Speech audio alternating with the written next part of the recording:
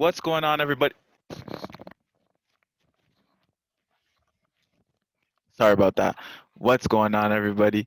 Welcome to our presentation about CovidWatch. It's our brand new app, and today we're going to tell you about why it's more effective than the current app that's out there, and how we're going to use technology to stop the spread of COVID-19 by the end of 2021. We've been in a pandemic for about a year now, and it's a bit weird, of course, but we're pretty sure that with the use of our app, we can get this under control and done with by the end of the year. So first, let me introduce myself, actually. My name is Shaquille David, and now I'm going to introduce the rest of my team. So my team is also made up of Tommy and Varnika, and I'm going to pass it on to Tommy right now. He's going to do the agenda for our presentation today. All right, so just a quick overview of the agenda.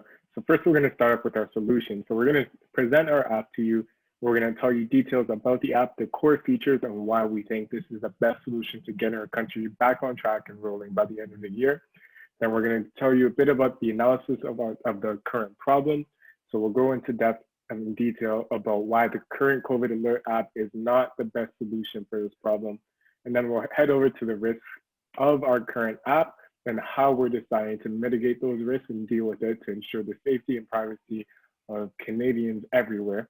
And then we're going to tell you our implementation timeline. So just a couple of details about when we plan on publishing the app, our marketing strategy, and just all the stats and data that we have come up with. And then to end it off, I'll give you guys a demo of the app in live time. All right, back to you, Shaq. Cool. So let's get straight to it. So this is our solution, and I'm going to keep it real with you guys. Our app is basically just a hub where you can view the latest COVID-19 updates. You can view the hotspots near you, which is a new feature that hasn't been seen in an app yet. And lastly, you can also book your vaccination, your appointment for your vaccination. So as you see on the first page, you'll get real lifetime up-to-date figures on the number of COVID cases in your area. You can see province-wide, nationwide, and even global if you want. The second page, you'll see a map, just how you have your maps app in your phone.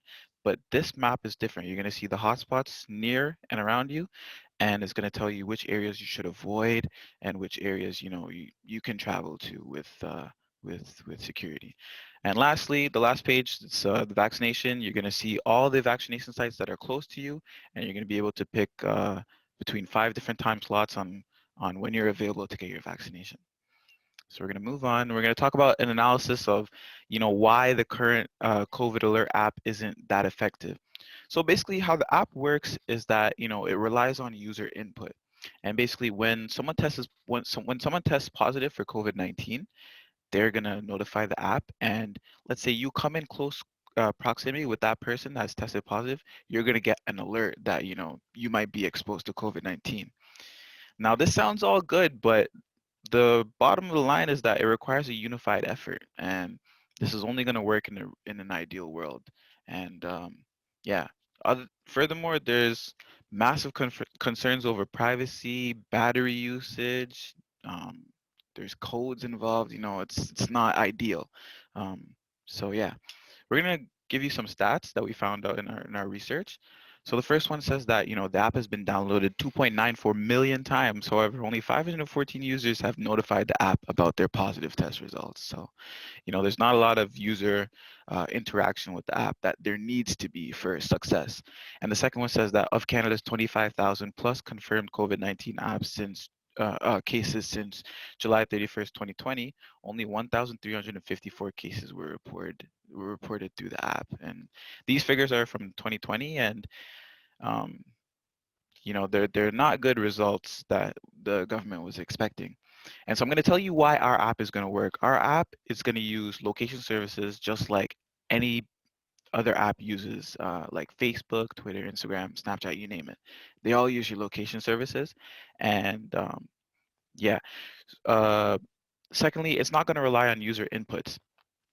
Now, for the Code Alert app, it needs people to constantly update, but our app is different. The user just logs on, they get their numbers right away, they can see where the COVID is around them, and they can, book their vaccination if they want. So it's user friendly, and it doesn't require help from everyone, to be successful. We're gonna make it successful.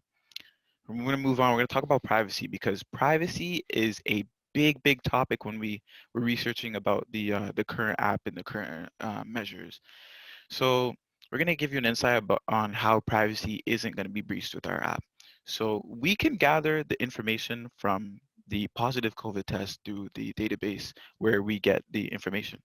And we get the longitude and latitude, and we basically place a general hotspot on the map. So these hotspots are big. It's 1 kilometer in diameter. So in that case, no one is able to directly pinpoint exactly where the COVID-19 case is coming, but it's still going to tell you that COVID is in this area and you should probably stay away from it if possible. So yeah, privacy isn't going to be breached. It's not going to be a problem. And yeah, we're going to go forward. We're going to talk about our risks and mitigation. So when we're coming up with our app, it's necessary to understand the risks.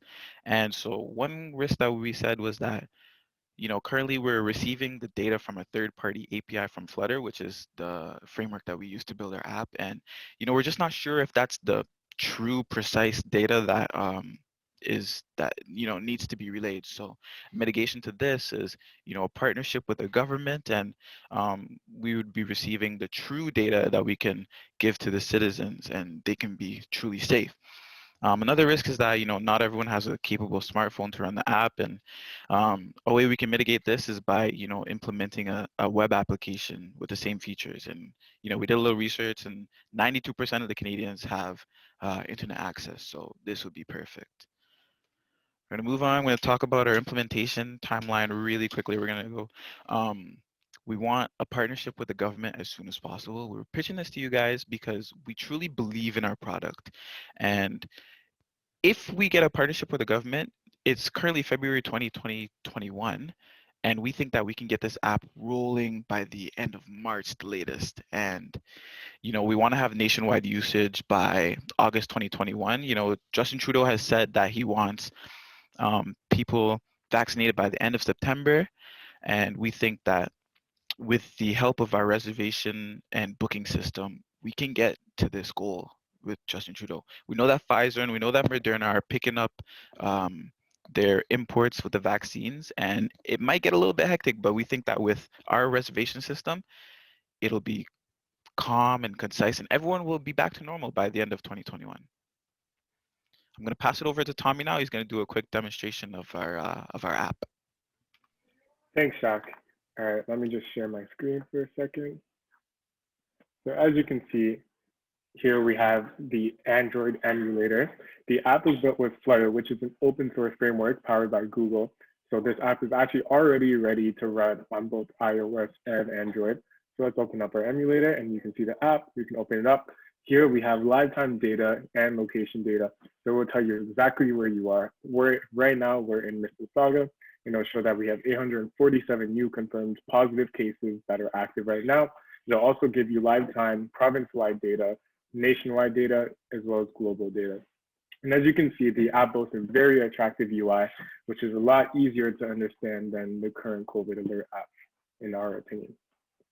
So let's head over to the heat map feature. So here, as you can see, we're currently at the University of Toronto, Mississauga, and nearby us, there are 2 hotspots where people have tested positive for COVID-19.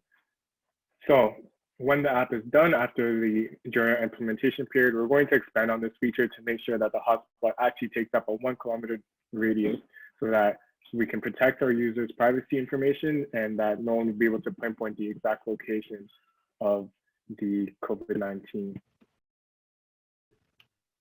All right, moving on, we'll go to the vaccination booking system. As you can see, we can book an appointment. We can select anything from this list. So let's select one at Credit Valley Health Center, and let's book July 4th at 8 a.m. We can book the appointment. This goes to a centralized database, so the hospital will be able to see it very easily, and we can always double check on our vaccination appointment date.